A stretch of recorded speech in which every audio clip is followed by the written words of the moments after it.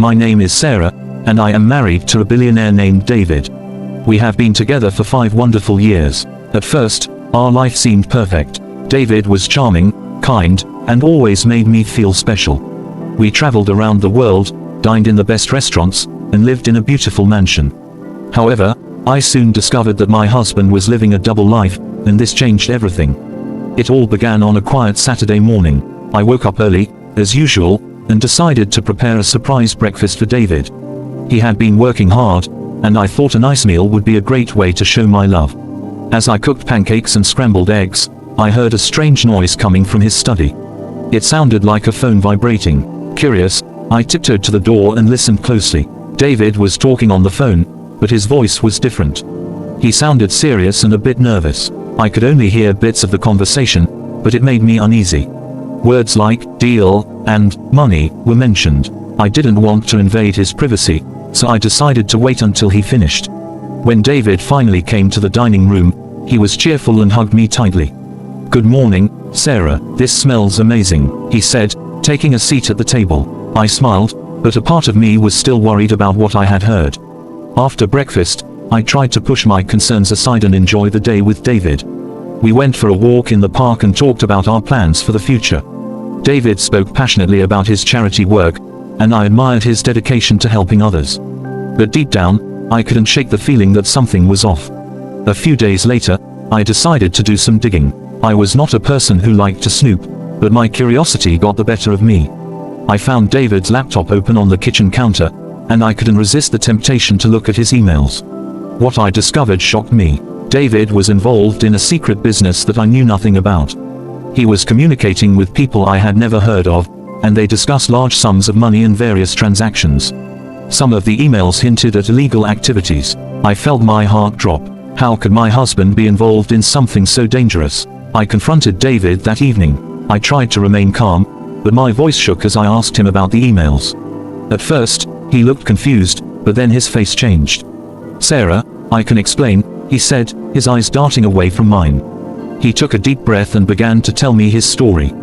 David explained that he had started his business before we met. At first, it was a legitimate company, but as the years passed, he got involved with some shady characters.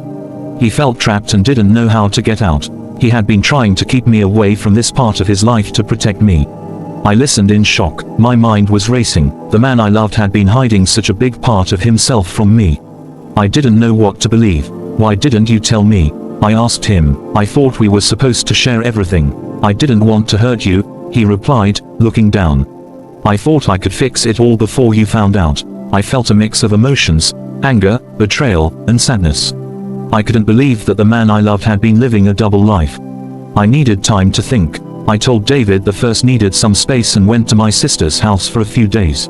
During my time away, I reflected on our life together. David had given me everything I ever wanted, but at what cost? I remembered the laughter we shared, the adventures we had, but I also felt the weight of his secrets. I loved him, but could I trust him again? After a few days, I returned home. David was waiting for me with flowers and a heartfelt apology. He promised he would do everything in his power to make things right. He said he wanted to leave the illegal business behind and focus on our family. I could see the sincerity in his eyes, but doubt lingered in my heart. We decided to seek help from a counselor. It was not easy, but we worked together to rebuild our relationship. David started distancing himself from the people he had been involved with, and he focused on his charity work. Slowly, I began to trust him again, but I always wondered if he was being completely honest. One day, as I was organizing some old documents in the attic, I stumbled upon a box filled with letters and photos from David's past. I found pictures of him with different people, some I recognized and others I didn't. There were letters that hinted at his struggles and feelings of loneliness despite his wealth. It broke my heart to see how much he had been hiding. I realized that David was not just a billionaire, he was also a man who had made mistakes. I decided to confront him about the box. When I showed him the contents, he looked pained. "I was ashamed of my past," he said. "I thought if I could hide it, I could start fresh with you." We talked for hours that night. David opened up about his fears and insecurities. He admitted that he had always felt pressure to maintain his image as a billionaire. He thought that if I knew the truth, I would leave him. I listened, and for the first time, I felt like I truly understood him. As the months went by, our relationship continued to improve. David worked hard to leave his past behind. He hired a legal team to help him untangle himself from the illegal business. It was a long and difficult process, but he was determined. I stood by him, supporting him every step of the way. We also focused on our love. We went on trips to reconnect and try new activities together. We took dance lessons, went hiking, and even volunteered at local shelters. These experiences brought us closer, and I began to see the man I fell in love with again. One evening, as we were watching the sunset from our balcony, David took my hand and looked deeply into my eyes. "I know I hurt you, and I can't change the past," he said softly. "But I promise to be better. I want to build a future together, one that is honest and true." Tears filled my eyes as I squeezed his hand. "I believe in you, David. I love you, and I want to move forward together," I replied. That moment felt like a turning point in our relationship. As time passed, David successfully closed down the illegal operations and focused on rebuilding his life.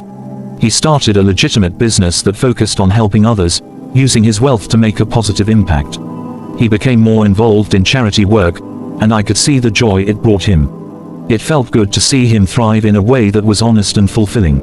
However, the shadows of the past still lingered. Occasionally, I would receive calls or messages from people associated with David's former life. They wanted him back in the game. Each time, I felt my heart race with fear. Would he be tempted to return to that world? I voiced my concerns, and David assured me he was committed to our future. One night, we attended a charity gala together. As we mingled with guests, I noticed a man watching us from across the room. He looked familiar, and as he approached, I realized he was one of David's former associates.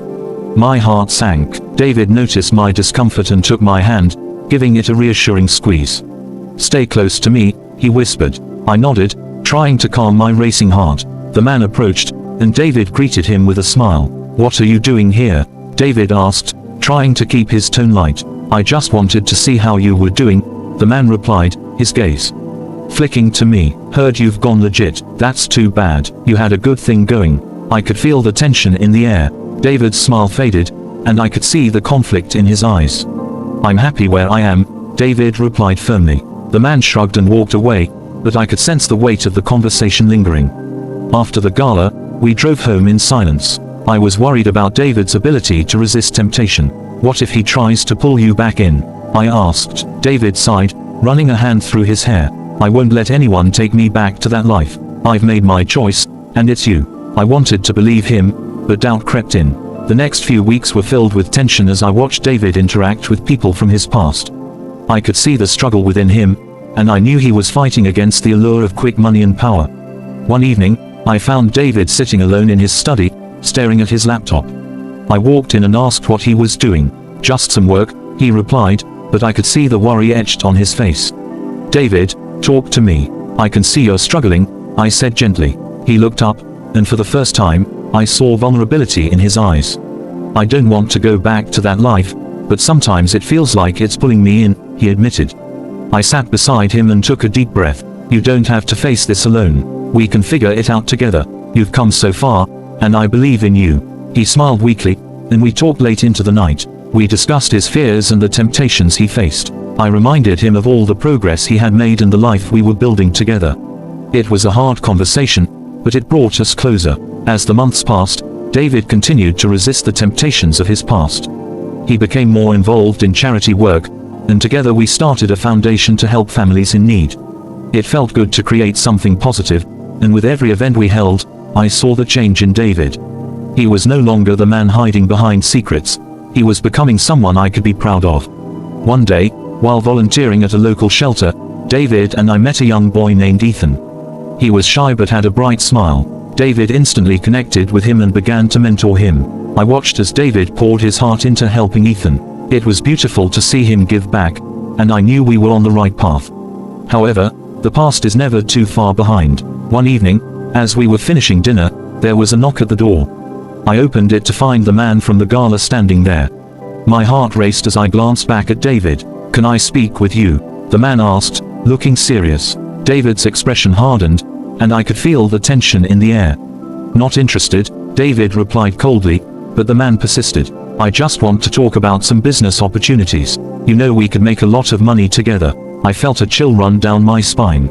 David stood his ground, but I could see the struggle in his eyes. "I'm done with that life," he said firmly. "I have a family now, and I won't let you drag me back." The man scoffed and turned to leave. "You'll regret this, David. You can't escape who you are." With that, he walked away, leaving us in a heavy silence.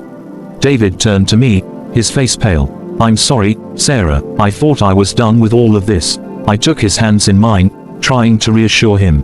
"You are stronger than your past. We will get through this together." That night, we sat on the couch in silence, both lost in our thoughts. I could see the fear in David's eyes, and I knew this was a turning point. He needed to confront his past head-on if he wanted to move forward with his life. The next day, David called a meeting with his legal team. He wanted to ensure that he was completely distanced from his former life. As I watched him take charge, I felt proud. He was taking responsibility for his actions and showing strength. After the meeting, David came home with a newfound determination. "I've cut ties with everyone from my past," he said. "I want to focus on what really matters, us." Tears filled my eyes as I realized how far we had come. David was finally stepping into the light. A few weeks later, we held a charity event to raise funds for our foundation. It was a beautiful evening filled with laughter and joy. As I looked around the room, I felt a sense of peace. David was surrounded by people who believed in him, and I could see the change in him. As the night came to an end, David took the stage to thank our guests. He spoke passionately about his journey, his mistakes, and the importance of second chances. I watched with pride as he shared his story, not hiding from his past but embracing it. When he finished, the crowd erupted in applause. David's eyes found mine, and I could see the love and gratitude in his gaze. I knew then that we had overcome the darkness together. In the months that followed, our foundation continued to thrive. We helped many families, and David found joy in giving back. He was no longer a man hiding behind a double life, he was a man living in truth. As we celebrated our anniversary 1 year later, I reflected on our journey. David had faced his demons and emerged stronger. We had built a life filled with love, honesty, and purpose. I was grateful for the challenges we had faced, as they had brought us closer together. In the end, I learned that love is not just about the good times, it's also about facing the storms together. David's double life had tested our relationship, but it had also strengthened it. We had found a way to move forward, hand in hand, ready for whatever the future held. As we toasted to our love, I realized that no matter what challenges we faced, we would always choose each other. And that was the greatest victory of all.